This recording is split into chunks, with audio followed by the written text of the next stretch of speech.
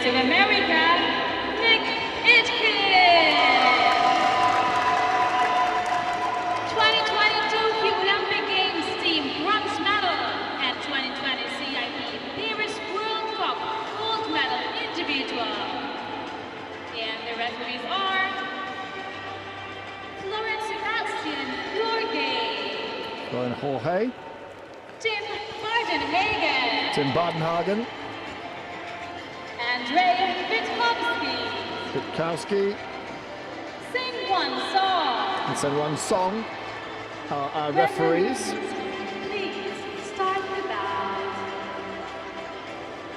So yeah, it's interesting. We've got the Olympic champion against the young Mourini, and then we've got a former world champion against the young pretender on the US team. It was interesting watching Mourini and Antalya as he creeps forward. Of course, he's a very tall man. He's got a very long arm span. He was creeping forward and hitting people at will, so it seemed, with direct lunges. Now, I get the feeling he's not going to be able to do that with Chung. Chung's very tall, good control of the distance. And you know what, Graham? I think I'm going to favour Chung in this one. I never like betting against Mourini, but for this one I'm going to go with Chung. I'm sure it's going to be a fantastic match, though. And the one thing that you can say about both of these fencers is that they're a fencer. They go at it. They don't. They're not like. They do have good defence, but they don't rely on defence solely. Absolutely, Graham. That's what the crowd wants to see. The crowd wants two attacking fencers like we saw yesterday with Arrigo and Kiefer. And that's usually a crowd pleaser because not so many defensive actions. Did you see the Mourini Abu El Qasim match? Abu El Qasim got some real joy from attacking on preparation as Mourini was like stopping and starting as he came forward. I saw the last few minutes of it as I was coming in. It would have been great to have Abdul Qasim in the final because it's on home turf, but unfortunately he lost in the last 8. Yeah, to Mourini. Yeah, and that's an attack on prep by Mourini.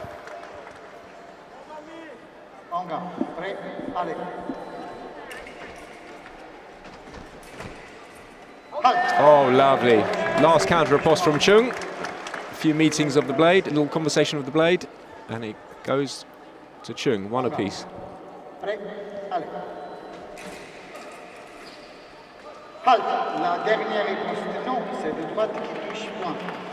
Chung looks over at his coach, thinking about a video review, but Greg Koenig advises against it.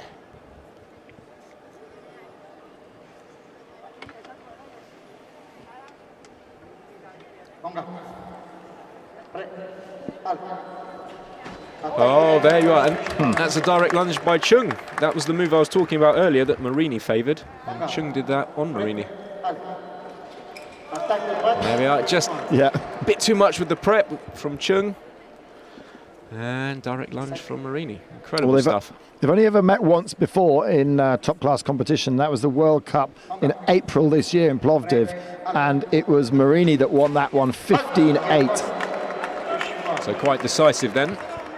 But not many stats to go on. Of course, Florian Jorge is in charge of the proceedings tonight. One of the best referees on the circuit from Romania. He's done a number of Olympic finals.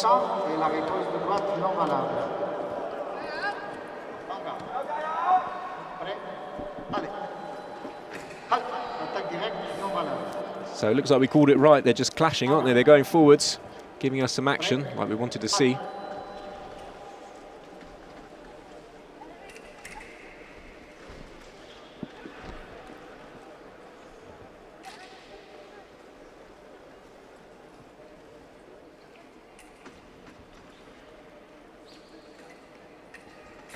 Oh, lovely. Mourini on the slow press. Yeah. And it looks like he could just break into that distance where he could hit with a direct lunge. Very deceptive. Can Chung adjust? Well, Mourini's very, very tall, but he's also got incredibly long limbs and quite a short torso, and he disguises this height by this low on-guard position. He squats low. Yes, I think that's why he's quite deceptive. Fencers don't think he's in range, and all of a sudden he is.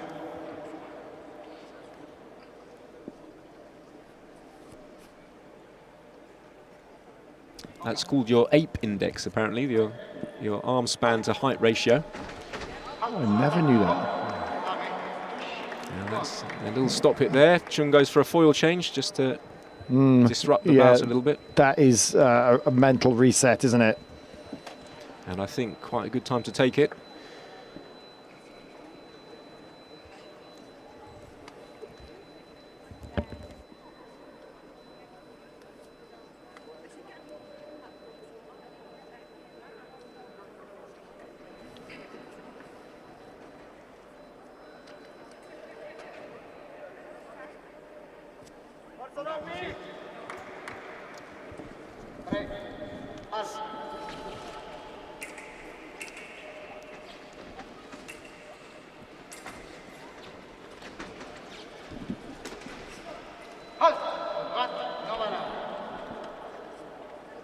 I get the feeling a fencer like Chung isn't used to fencing someone taller than him, because Chung himself is pretty tall.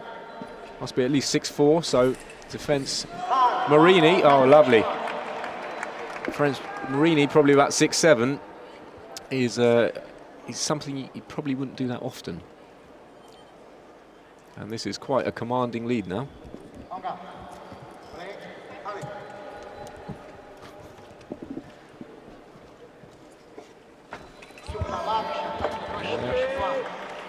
Mourini just got a little bit careless with that preparation and invited the direct lunge from Chung. Attack on prep, 1 light.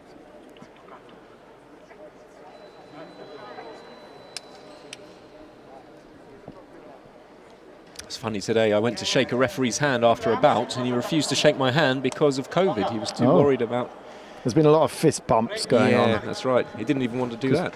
COVID doesn't go on your knuckles, apparently. Ah, right. Again, too much in the prep from Chung. And direct lunge from Mourini.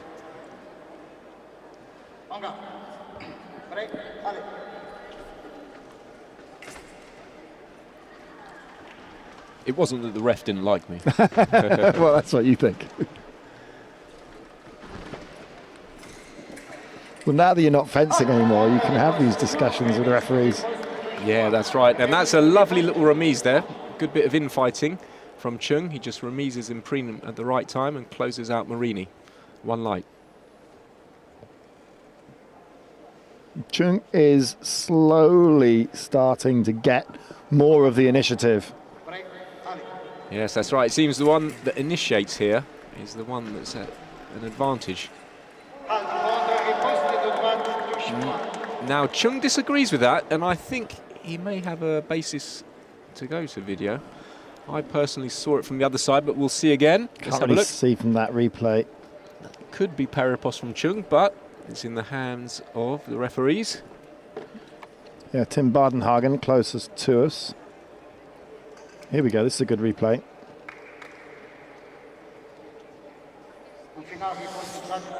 Yeah, now I'll tell you why he's called that. Because Chung took the blade, but it was in the strong part of Mourinho's blade, so he couldn't deflect it.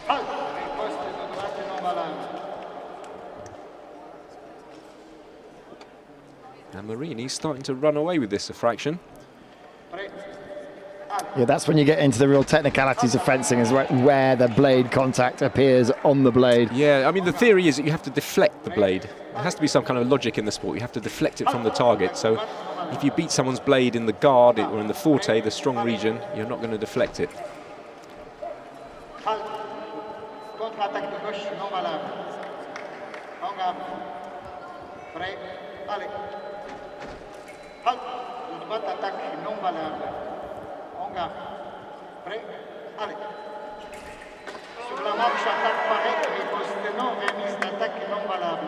So counter riposte from Mourini off target.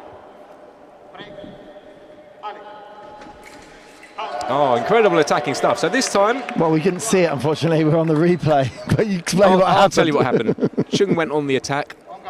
Direct lunge, but lovely cease riposte to shoulder. 1 light. Mourini. And then another remise in prime. So Chung seems to be doing quite well close in. with these Priem actions. Supreme being up above your head and around your head. Yes, it's quite an unconventional position. Usually the elbow's low in fencing, but Priem is the exception to the rule. A big sweeping movement across the body, and it's generally used close in. You can go around the back of your head. Yeah, that's right, for the riposte.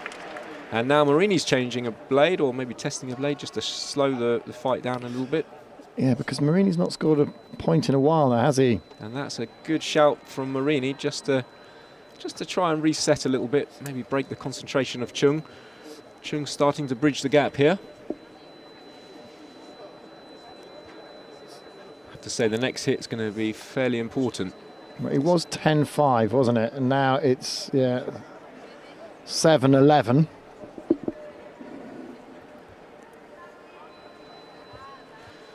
I get the feeling that Chung is a fencer that does learn quite well as he goes through a bout. So let's see if he's going to get the recipe for this bout.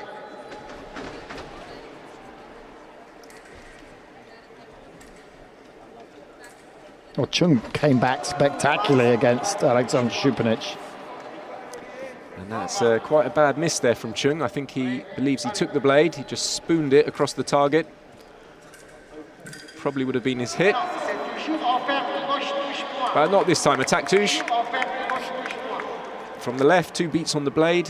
That attacking fencer is favoured.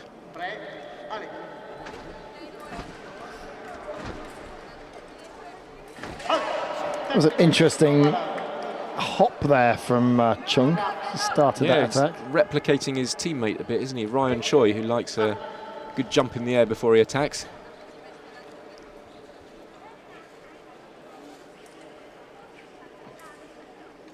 Chung trying to lure on Mourini now. Perhaps, and Mourini just hangs on to that attack a bit too long, giving the initiative to Chung. 9-12, he's still in this. Oh, yeah. And that's an attack from the left, 10-12. Look, yeah. I told you, Chung, he learns stuff. He learns quickly as he goes through. Suppose you've got to if you want to be Olympic champion. Yeah.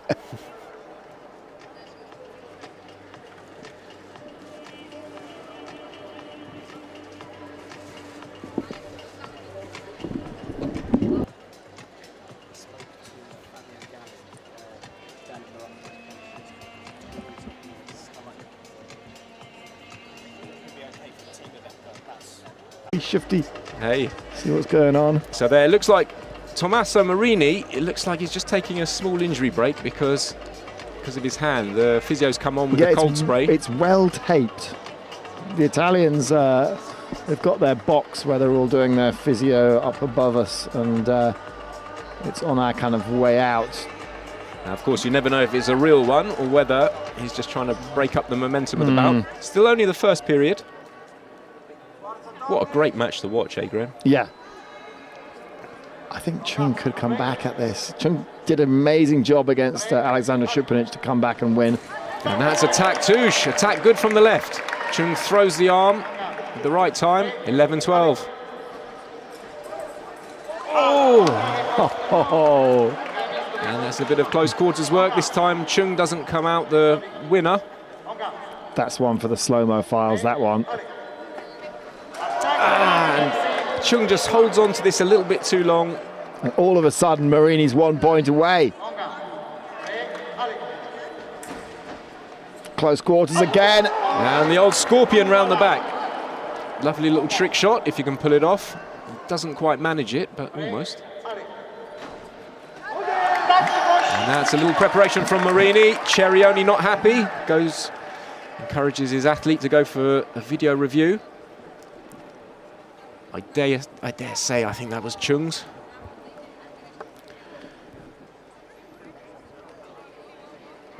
So who starts the attack first? And Florin Jorge sticks to his guns. Attack from the left. I tell you what, it was worth going to a video review anyway.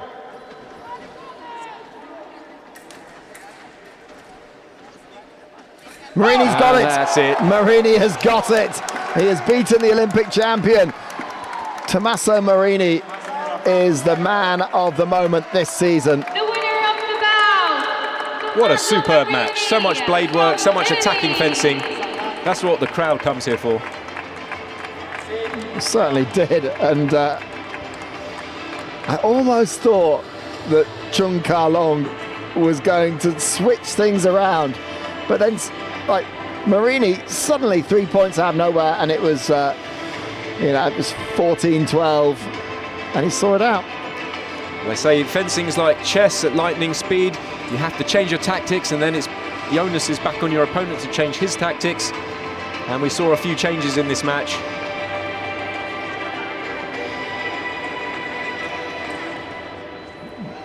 So the Olympic champion is gonna not become the world champion.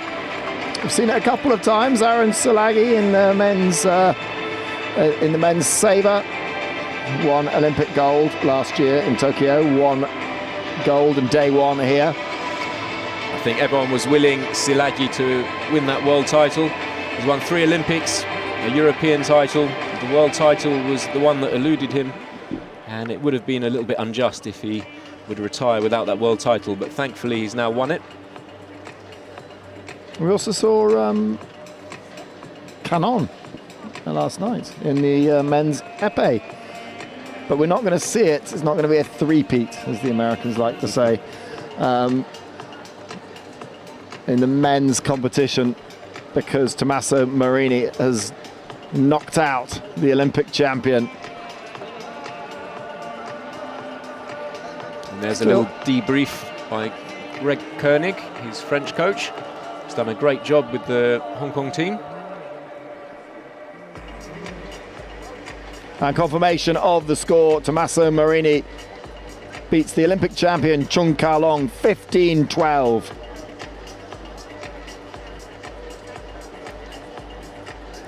Have a look at some of the slow motion replays from this match. That yellow, that green, not yellow, that green wristband is the COVID check that everyone has to pass in order to get onto the piste.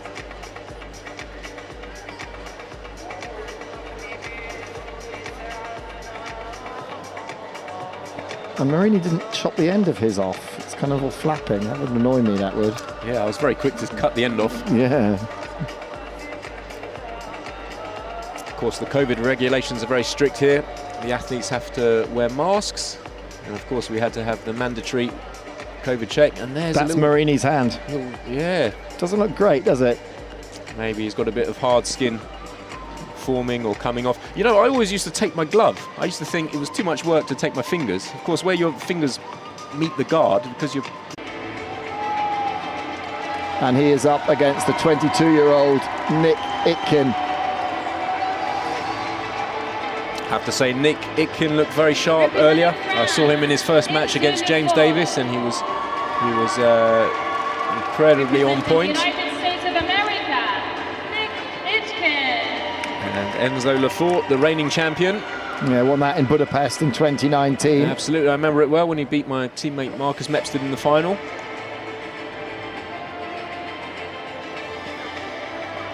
So Enzo Lefort, world ranked. Hold on, I've got Enzo Lefort's world ranking as 10, and I've got Nick Itkin as 11. Well, there we go.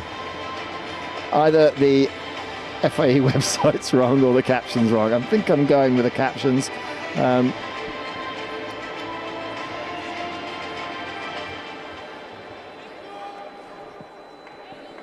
Itkin was part of, he was a new addition to the American team. The Americans had a very, very strong men's foil team with Macialis and Meinhardt and Shamley Watson. And the Americans had a dream team, to be honest. 4 superstars, and then all of a sudden 5 superstars as Nick Itkin forced his way into the team.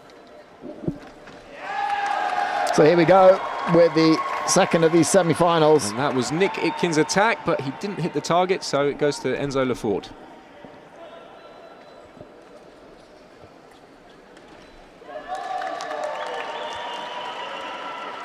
Enzo Lefort questioning the mask, but is advised not to by his coach in the corner.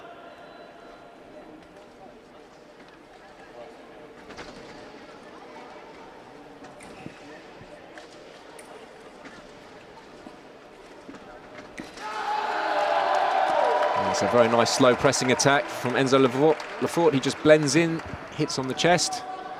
One light as the mask wire goes flying.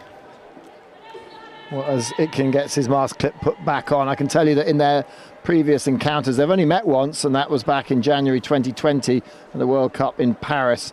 And it was Itkin that won that one, 15-12. That could have been the year Nick Itkin won the whole tournament in Paris. I remember him on the top of the podium there. Always a good one to win. Feels like a mini Olympics in itself with a 5,000-seater stadium. It was. It was indeed. The riposte from Nick Itkin off target. Enzo Lefort knows it, so he acknowledges it to Andrzej Vicovsky, the referee. That was a little parry riposte, but it misses. Enzo Lefort counterattacks. I tell you what, this is going to be quite an attacking bout as well, isn't it, Graham? I think so. I think we're a bit spoilt tonight. Lefort's had an interesting career because he burst onto the scene in a very young age in 2013-14 and worked his way up to like #2 in the world, then dropped away again, and then came back in kind of 2018, 2019, won the World Championships. Then he kind of dropped back again. Now he's on the resurgence again. The French have got the Olympic Games coming up in Paris. And we've had this problem. We had this problem last night, didn't we, with the earthing of the piste? Yeah, it's just the case that the little clip has fallen off, so you can't fence on a piste that's not earthed, because when you hit the piste, it will register off target, which is not what you like. In the clubs, it's all right, but at this level, you can't have that. So they've rectified the problem.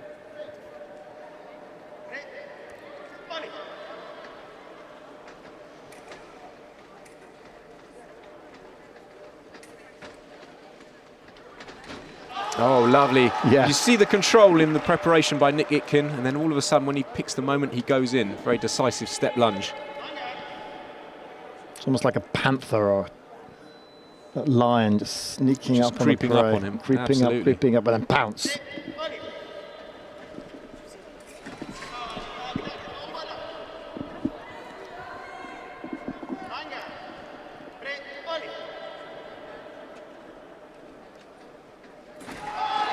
Ooh, and just a little bit too much in the prep by Nick Itkin. Doesn't get his hand down. His hand's facing the ceiling and points up to the ceiling, but doesn't quite get it down on time. Enzo Lefort spots it, and that's why he jumps in.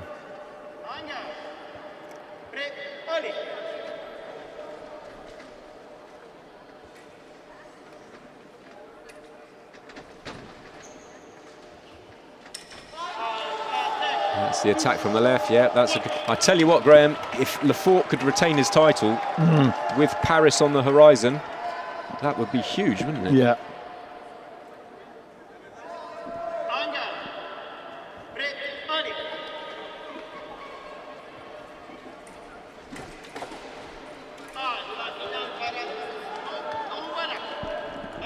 Of course, this Olympic cycle has whipped around very quickly because the Olympics were delayed from 2020 to 2021, which means it's only 3 years in between one Olympics and the next. A very brief Olympic cycle. And that's a lovely parry riposte there by Nick Itkin.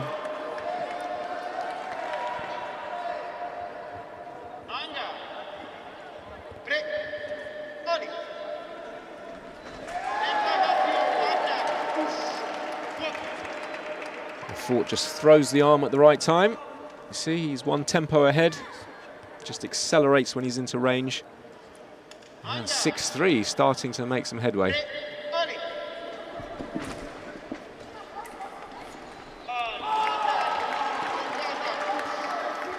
You see that, Graham? That was a little counter-attack and then a block out in cart. So what Lefort needs to do next time, if he thinks that's coming, is to go around the outside into the cease line.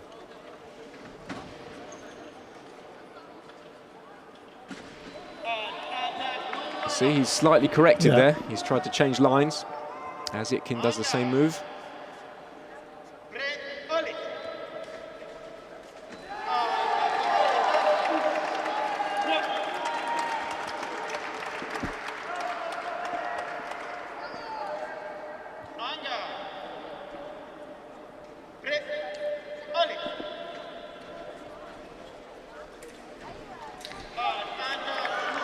Lefort goes on the hunt again, but Nick Itkin jumps in with a counter-attack. I have to say, Itkin's counter-attacks have been pretty decent this evening. That's what's kept him in touch.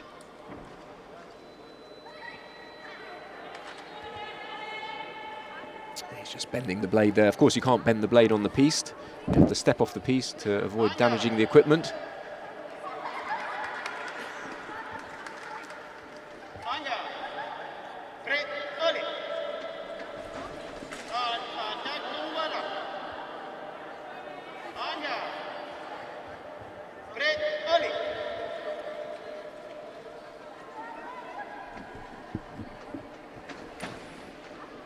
So Lefort, he's I think 30 years old now. Oh, sorry to jump in there, Graham. Go. What a superb hit. Now that's one you don't see that often. Lovely line.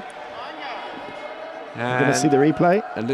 Is there a little disengage in there? See, Lefort tries to find it. Itkin deceives him twice and straight in. Very difficult to do. But when it works, absolutely beautiful hit. Oh, he's celebrating. Itkin's celebrating. Parry riposte. Was that a bounce out? He's going to the referee to test his blade. He celebrated, he knew it was his. So a little let off there for Enzo Lefort. And that's why. So just explain a bounce out. A bounce out, well, you have to keep the point of the foil on the target for a certain amount of time. Sometimes if you hit bone, it bounces and there's no light that registers. If you hit something that's too hard, it's a freak occurrence. It doesn't happen that often, but if it happens at a crucial moment like here in the semi-final of the World Championships, it's quite frustrating.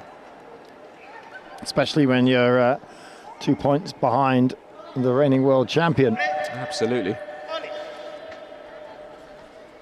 Of course, it can be caused by equipment failure if your point's a little bit dirty. So Nick Itkin has changed his foil. He didn't want to risk it being the equipment.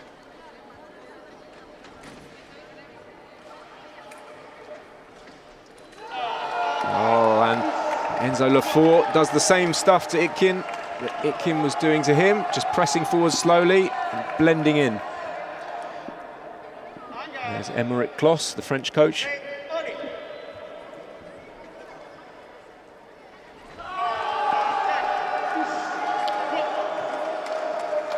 Itkin asking for a video review.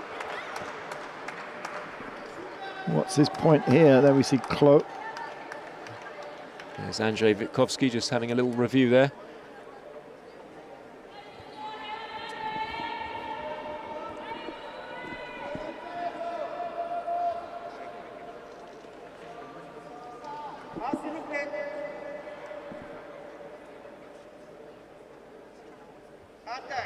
Sticks to his guns.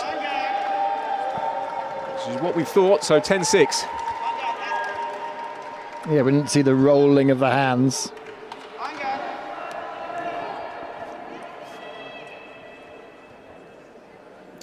Andrzej Vicovsky, a former junior European champion back in the day.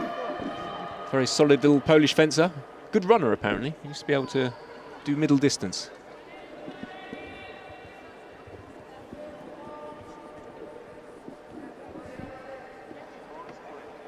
Good engine. Absolutely. That's Nick's dad and coach.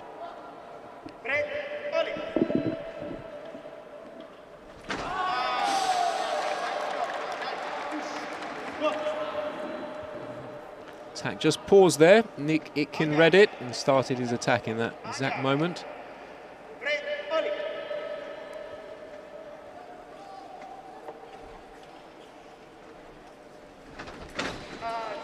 God, look at the leg strength and flexibility from Itkin.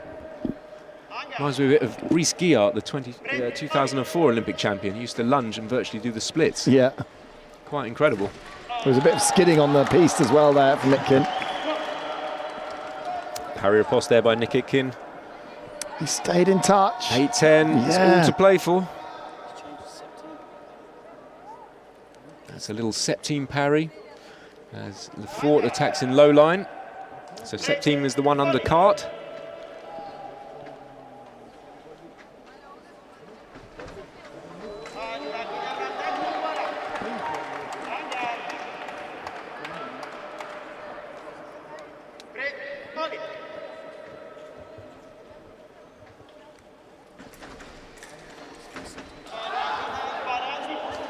A little bit messy.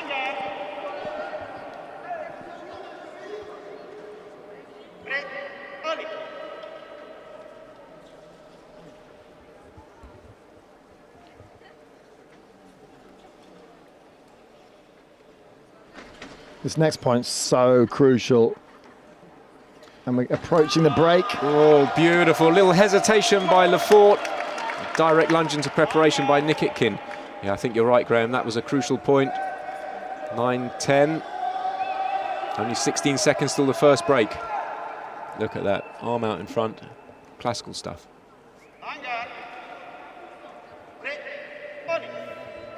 Still time for a couple more if they want it. Oh, clash of guards. Attack no by Itkin. Itkin lands flat, meaning one light to Lefort. And I think he probably regrets going for that just before the first break. Well, you say first break, I don't think we're going to get a second at 11-9. Absolutely, a very high tempo of match there, Graham. Always a pleasure to watch. So you've got to think that Enzo Lefort is in the box seat with that 2-point lead going into this, but Itkin, what can he do?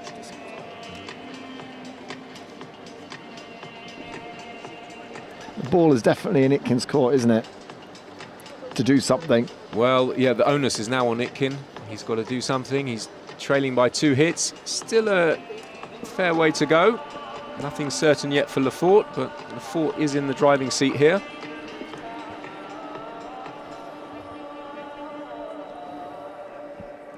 And Itkin has been favouring a bit of set team all night. As Lefort goes in the low line, Itkin's looking to pick him up in set team. Yeah, so just quickly explain to the non-initiated your different lines of attack. Of course, you've got high line, and the basic parries are cart and cease to cover the high line, and then you've got set team and octave just under them. So those 4 cover the main bulk of the target. Of course, there are other parries that cover Prime. We talked about Prime. Prime, yeah, second, a few others that are slightly larger, but those 4, cart, cease, set team, octave, are your main 4 to cover the chest.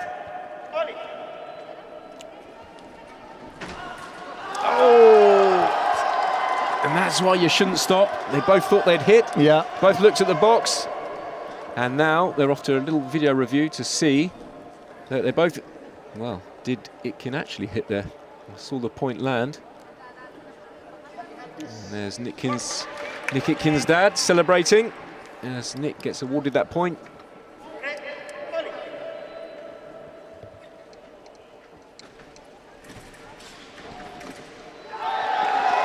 Lovely little flesh there by Enzo Lefort. He gets parried, there's a little scrap. And ends up with 1 red light. Enzo Lefort, 12-10.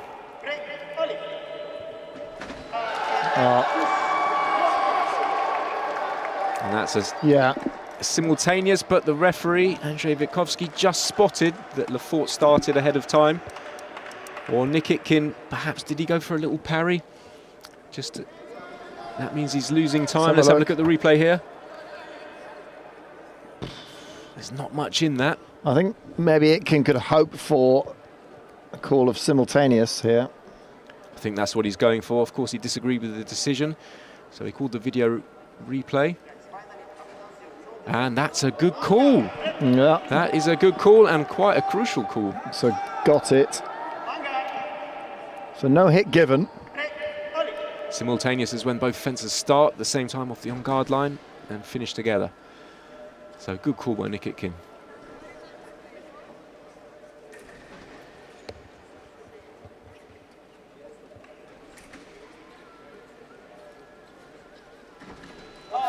Lovely. Now slightly risky by Enzo Lefort. He's going for the shoulder, but just comes a little bit too close. Very high risk move at this moment of the bout. I'm surprised he went for that.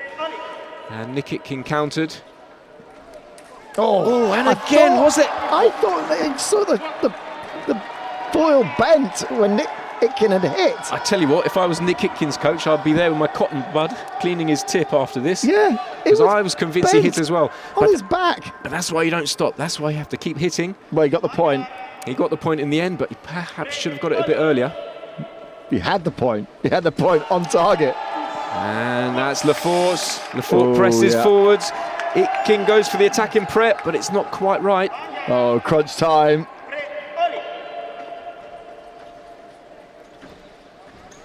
Oh, Lafort, broken time flesh.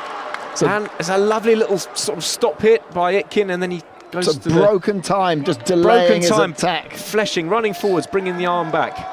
Nick Itkin hits first and then blocks in Septime. I tell you, Graham, we want to see a 14-all here, don't we?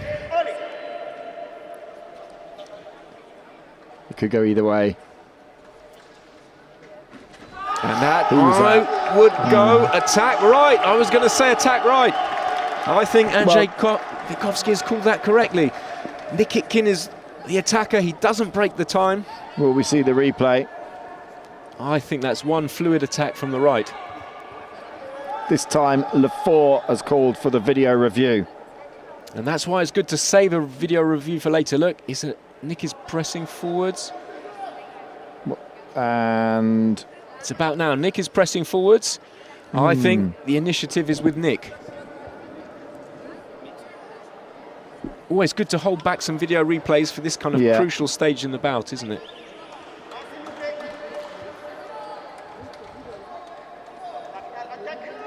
He's given it. He sticks to his guns. The French coach, Émeric Glos, is not a happy bunny. He's out of the box, and he's got a little stress ball in his hand as well. I think he needs it now. Being put back in the box by Florian Jorge. So one more required from Itkin. The American could win this. And we've got that 14-all we wanted, Graham. We do indeed. Come on, where's your money? Tell me, who's going to win this? Itkin. Who knows? It's 50-50. It could go either way. Who's going to be brave? Off target. He who dares wins.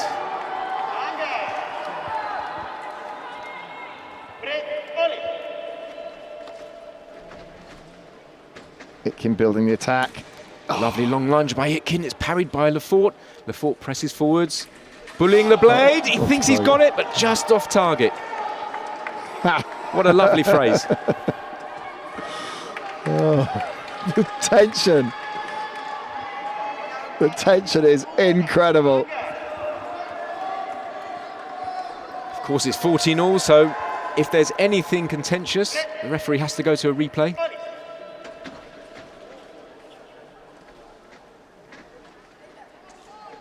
That's attack left. I think that's attack left. They're both claiming it, but what I saw was attack left. Okay. Of course, it matters what Andrzej Vicovsky saw. Both of the fencers are claiming the win.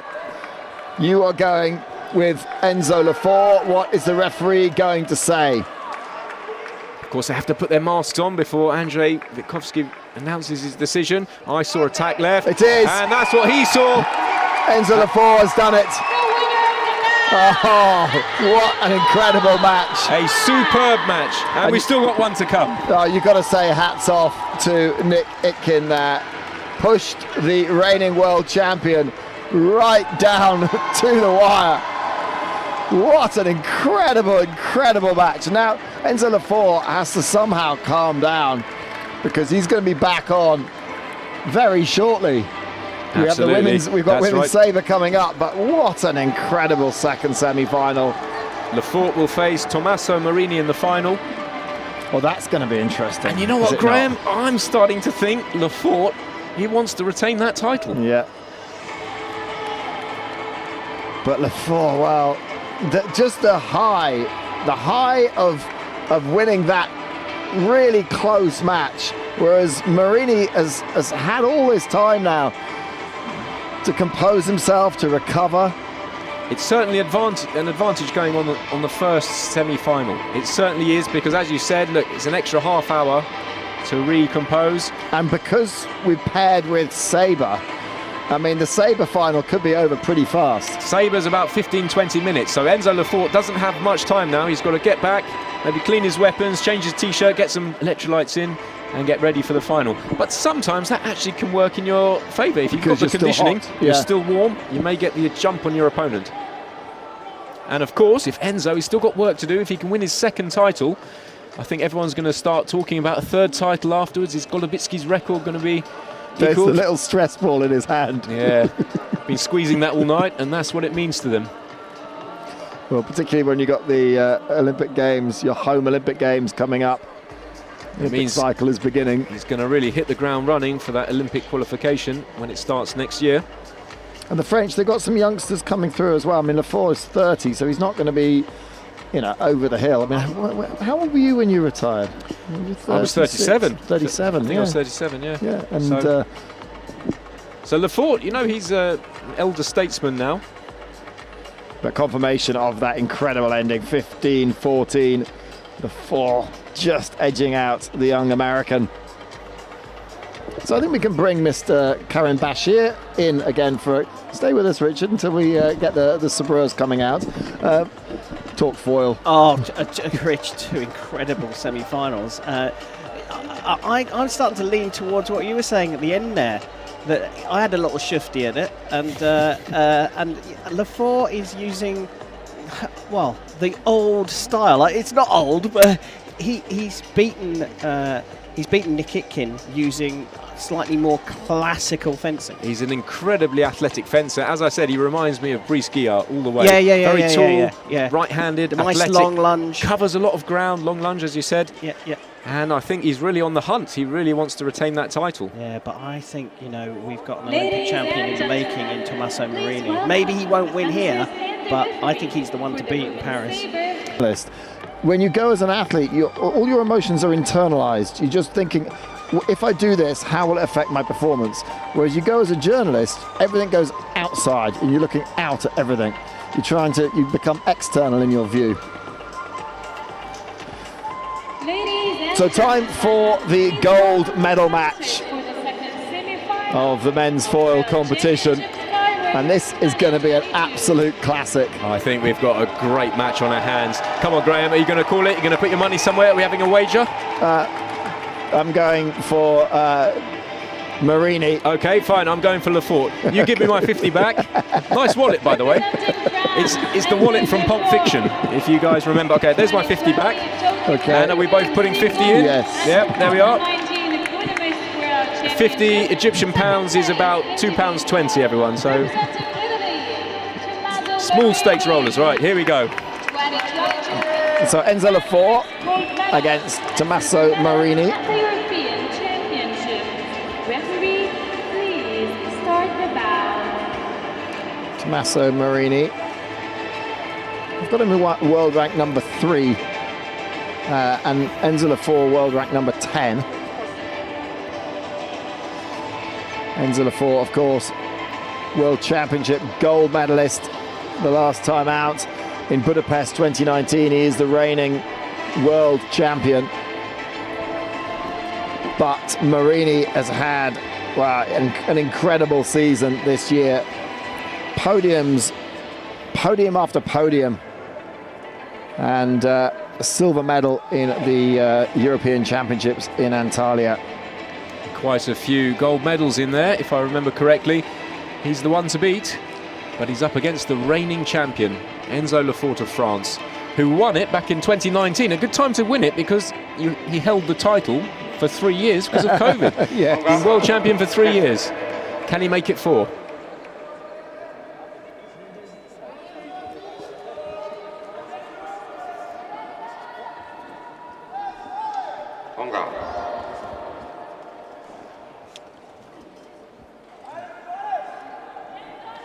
So here we go. Enzo Lefort on the right of your screen. Tommaso Mourini of Italy. So on the right, Lefort on the left. Referee calls halt quite early there. He thinks the fences became a little bit closed, so he called halt.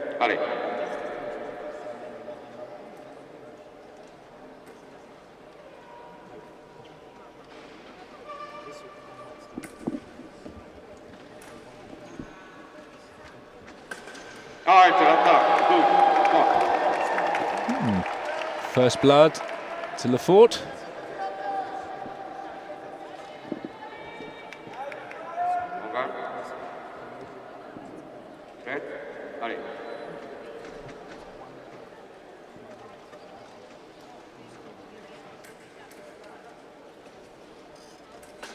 Oh, look at that. Lovely little counter-attack. Hits and turns.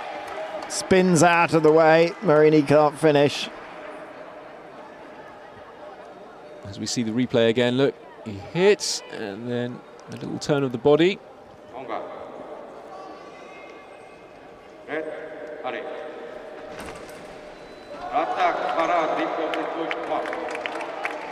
Referee calls pari riposte. There's no protest from Lefort, so it looks like he knew it was on him.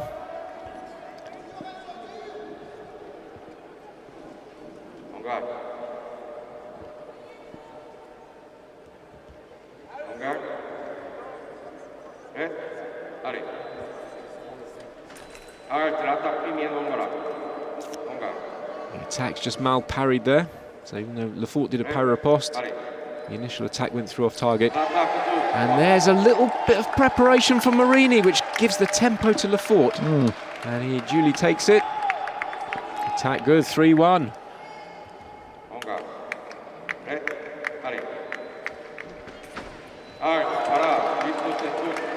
Beautiful pari riposte. Just a slight delay in the riposte there, as Mourini picks his target. Well, the 2 points that Mourini have scored have been defensive. Unusual. Yeah, that's a surprise, isn't it? Yeah, a little stop hit using his long arms. And of course, the distance is a bit too long, so an off-target light.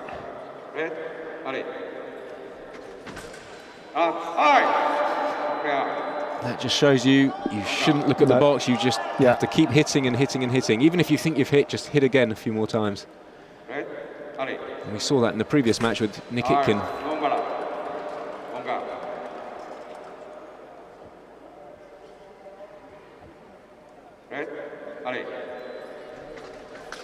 Oh, that's the broken time flesh attack. So the flesh is a running attack. Broken time, Lefort brings his arm back to hide the blade, picks his sector of target and finishes the attack in there. And we saw that against Nikitkin in the previous bout. Beautiful hit. So it gets the name from being an arrow, doesn't it? Yeah, that's right, flesh from the French. All the terminology is in French. In fact, back in the day, you used to argue with the referee in French. I think things have changed now. You argue with the referee in English, but On guard prêt aller is still French.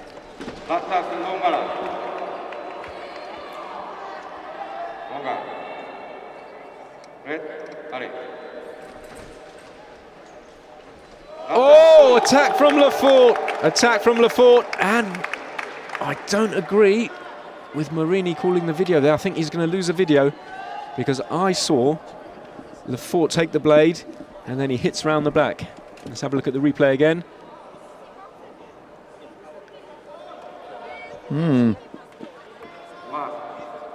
Let's see what Sang-won Soo says. Yep, but he sticks to his decision. So that's a little bit of a reckless video, I think. Yep. That may be a factor later in the match. So burnt a video and 4 points down.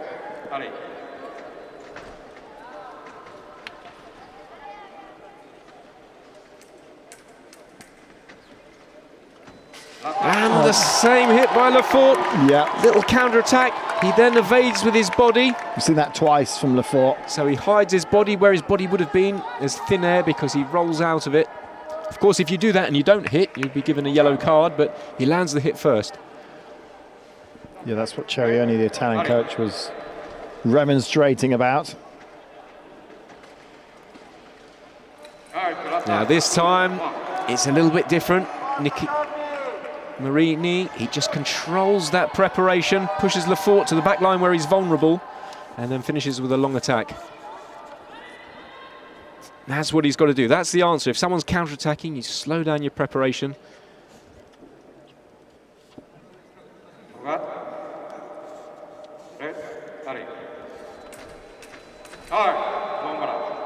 Or you maybe do second intention, invite the counter on. Or you could invite it and then parry riposte, that's right. But you certainly don't want to speed up the preparation.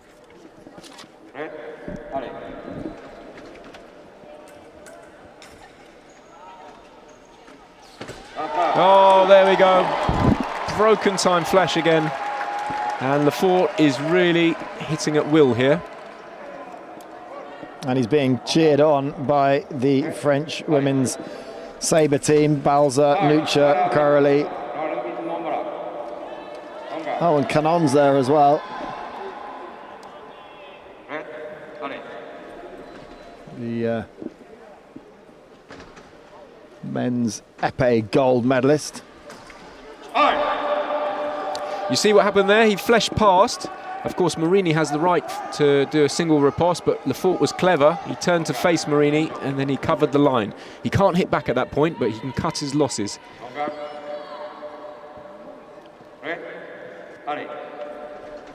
Attack left is what I saw. And the Korean ref saw the same thing, and I think Mourini, he's not wise going for a video review. I'll tell you why, Graham. If it's an attack on prep and you go to video and they watch it in slow motion, it only looks worse. You see, Lefort is way out ahead with his hand. So I think that could be another slightly rash decision there from Mourini. But we'll see. Florian Jorge there, acting as video referee. Yeah, it only looks worse in slow-mo. So now he's burnt 2 videos, and it's still early stages in the match. I think there's something to think about there tactically.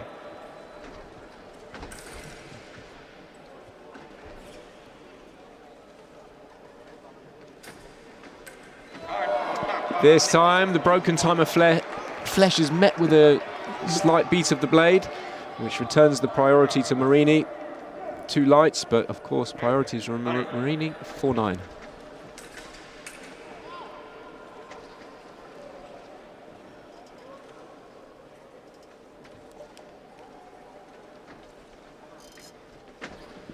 Mourini now has to be wary of the counter. He's been hit twice like that, and because he's being wary, it's just making it harder for him to do those direct attacks. Oh, now, you see, this I would challenge if I were Mourini. I would challenge it. I think there may have been a chance Lefort broke the timing, he stopped, but 2 burnt videos, and there's nowhere to go.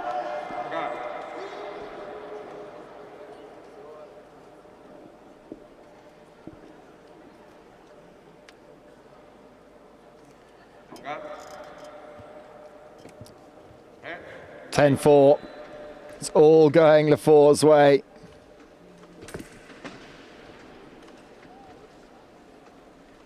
Watch for the counter.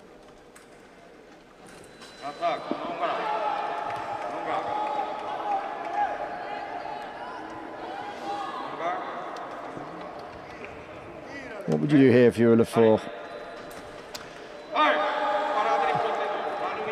You know, I'll get nervous and lose it. That's what happened in my career.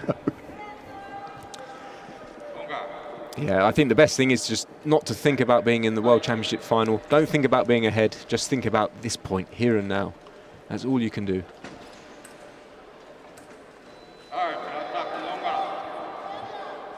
Seems like Lefort's being a bit defensive here. He's digging in. Mourini's going to pick up the pace here if he can. But quite wise to do so from Lefort. He's got the lead. Oh, attack remise, but no video, but the referee decides of his own volition to go to the video. Now, did Lefort get his head in there? Of course, you're not allowed to tilt that head forwards to defend with. Let's have another look in slow motion. Attack. Oh. It does go down a little bit. It doesn't interfere with play, but it does roll a little bit. And a card's coming out. So it will be annulled. Fair call. I can see why he's called that. So if you duck that mask, it has to go down vertically in a straight line. That's to protect the back of your head, because that's... It's all for safety, isn't it? If you show the back... Same with the counter-attack without hitting. If you show the back of your head, you're in a very vulnerable position.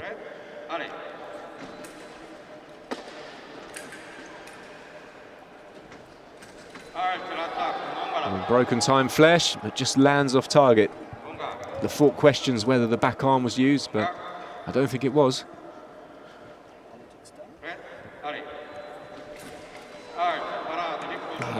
If Mourini's going to get back in on this, he's got to get on target. Yeah, certainly a slight change in dynamic here. It seems like Lefort's closed up shop. He's in his third of the piece most of the time, trying to protect this lead, but I think that's quite wise.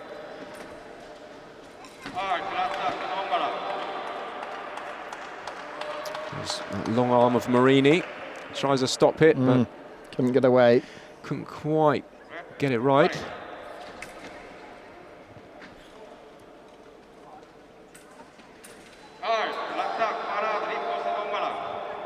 Now Lefort's complaining about the mask, but I didn't see anything. Of course, there are arm judges both sides, keeping an eye on that, so they're in good hands. Well, simultaneous called. The referee called 2 beatings of the blade. They both beat the blade, but they both started at the same time, so no hit to either. Well, Mourini is now looking a little bit more dominant. Yeah. And he's hunting for a card for Lefort. Because if Lefort gets another yellow card, then that's a red. And that'll be a point to him, so. Attack power riposte. I tell you what, Graham, the momentum is now. It's very much Lefort. Yeah, I think Mourini's just coming through a little bit now. He's shifted, I think it's shifted. And it's shifted because Enzo Lefort's tried to shut up shop. Now look at his blade, look at Enzo's blade. This is where you can tell where it's a bounce out. You see there's a huge kink in it.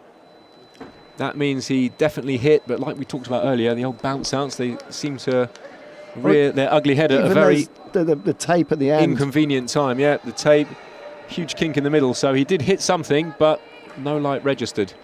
And quite wisely, he changes his blade.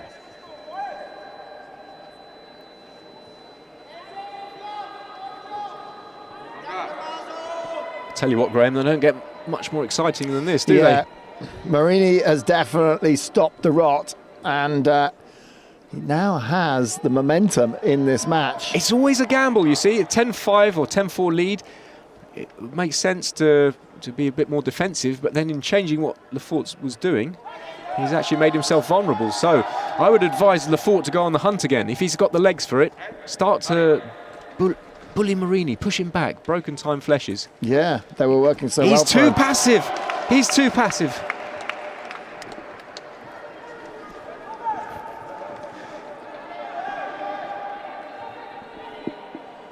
(10-9) the score. Mourini has clawed his way back into this.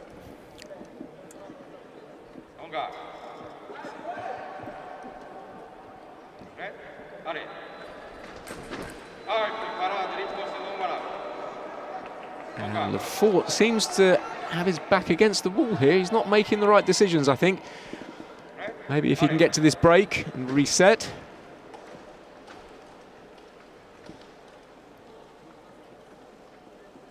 Yeah, 15 seconds left on the clock. Oh, very risky hit. Very risky to go to the shoulder on the back line. At that close quarters position. He goes for it, he misses. So Mourini remises and one light. I tell you what, if I were Lefort, I'd be clinging on here for dear life. That's the flick to the shoulder. Very risky. Yeah, it did hit the back, but it didn't get the point on. So we're going to step away. Time for one more.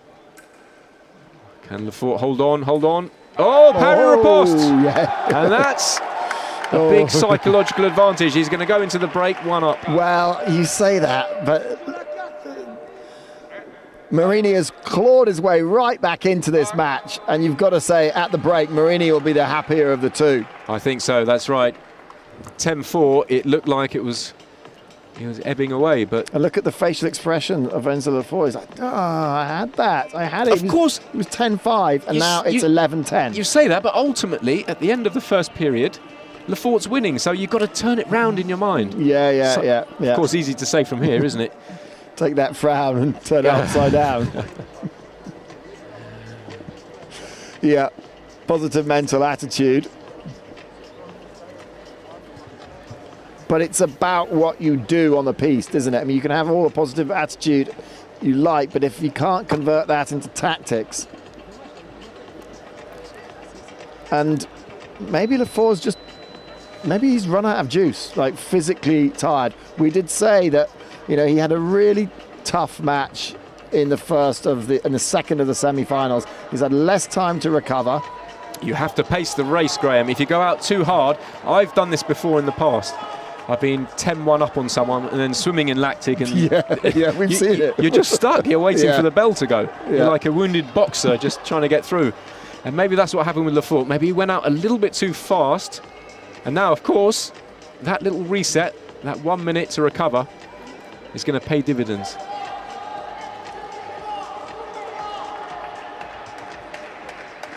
Yeah. It's like we started again. I think so. I think we're going to see something new from Lefort. I think he's going to take the match back to Mourini. That's what I think Emmerich Kloss's coach would have recommended. Immediately more positive from Yeah, Lefort. look, you've got to bully the bullies. Yeah. Mourini's a bully. You have to bully him back if you want to get somewhere. And look, all of a sudden, that phrase took place in Mourini's third of the piste. Yeah, it's like the first time he's visited that bit of the piste. That's right.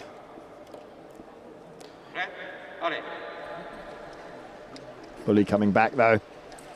Mourini. Oh, there we are. You see, it's a little parry, but Mourini doesn't do anything with it. It allows Lefort to just worm his way in. Attack remise. 13-10. Yeah, the break came at just the right time for Enzo Lefort. He was on the ropes, you say swimming in lactic acid. I think that's what it could have been.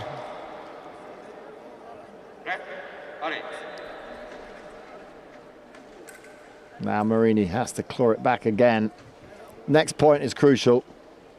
14-10 and it's all over.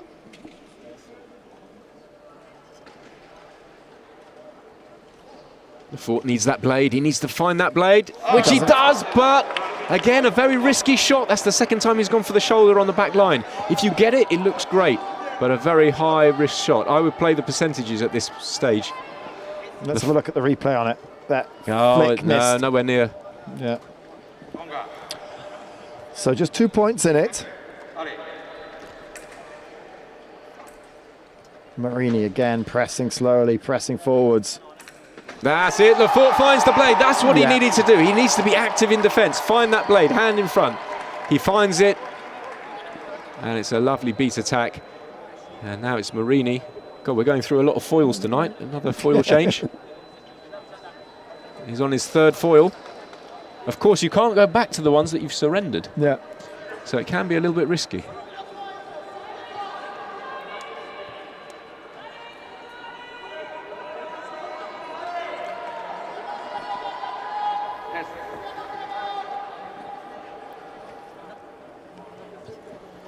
So Lefort just 1 point away from retaining his world championship title.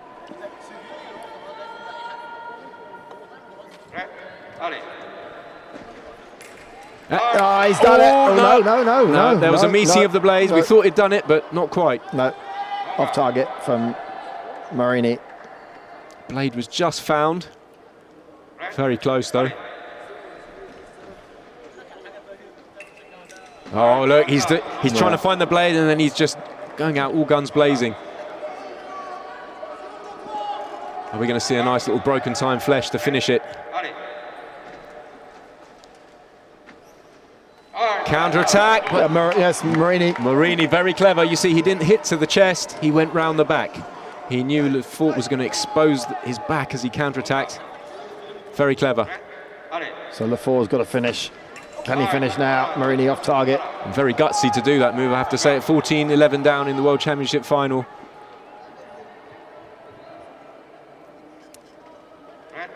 Well, Mourini's got nothing to lose now.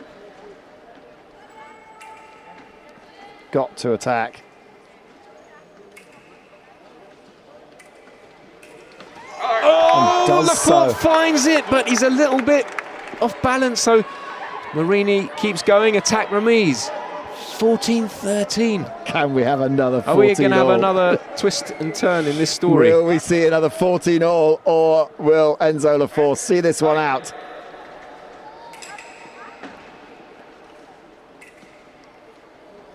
Oh, you see, off target for Mourini. Mourini knew it. He's going for that flank. He's going for the back. Ends up off target. He's too low, but right idea. Waiting for Lafort to jump in on that closing turning counter. Oh, he does it. And now, I tell you what, look, his head, the arm judge lifts his hand, and Lafort is going to receive a red card for this. We've got a 14 all. Well, let's have a look at the replay. You called it. Yeah, I could see the arm judge raise his arm. Look, in a bit of desperation, Lafort just ducks his head. No, you can't do that in fencing. You cannot do that. And that's his second infringement. 14 all. 50 Egyptian pounds are sitting there, Graham. Am I going to lose twice, Stu? I don't think I can bear it. Here we go. Is it the veteran, the 30-year-old Lafort, the reigning world champion, or the youngster Mourini? Oh, no, he's passed. He's passed. No point. He's passed. Lafort goes on the attack. Is parried. He gets it back. He riposte, but you cannot riposte once you've gone past. But I tell you what, that's the right idea from Lafort. He has to take this match to Mourini. He has to go forwards, use his athleticism. Edge of the seat stuff. No, he's way past.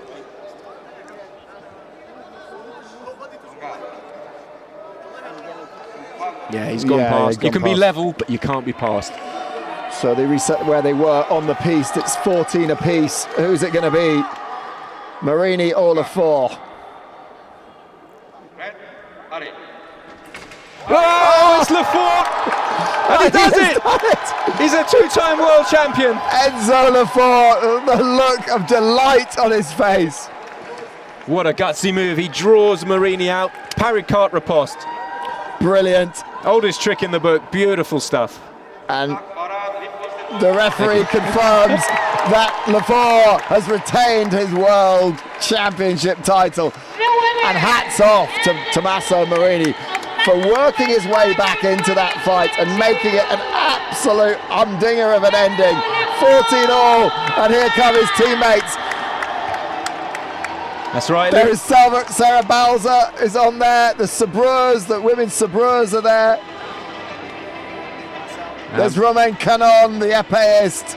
And that's the team spirit that the French have going into the Olympic cycle that will see them go to Paris. Absolute jubilation there for Lafort. Mourini was dead and buried. He was out of it. He fought his way back in. And he then looked the stronger fencer. But Lafort changed something. And we got that 14 all after all. We wanted a 14 all, we got it. And what a match. It was a brilliant match. And Lafort, a very popular character, has retained the title. High five from the Italian coach there, Cerioni. Well, that was absolutely brilliant. Just when you think you can't top that Sabre final, you get something like this a few days after. Yeah. Incredible. There's Pierre Guigeot just congratulating his teammate Enzo Lafort on his consecutive world title. I tell you what, Graham, if he wins one more, he's on a par with Golubitsky. Yeah. The most consecutive world titles in men's foil. It's 3 in a row, which Golubitsky won from 97 to 99.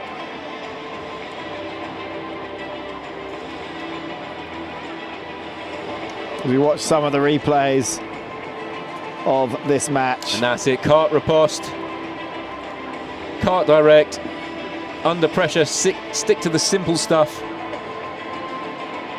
Absolutely beautiful. So Paul Mourini, he's got 2 silver medals. He's had a great season, but silver medal in the Euros, silver medal in the Worlds.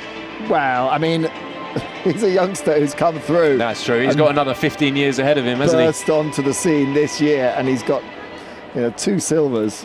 It's not a bad season for Mourini. But Lafort, well, he's had a funny career. Started off really strong as a junior, fell away, came back, won the World Championships. His form dipped, now it's back.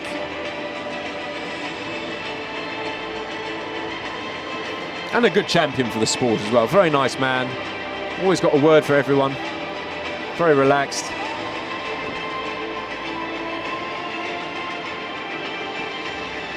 Yeah, he's maybe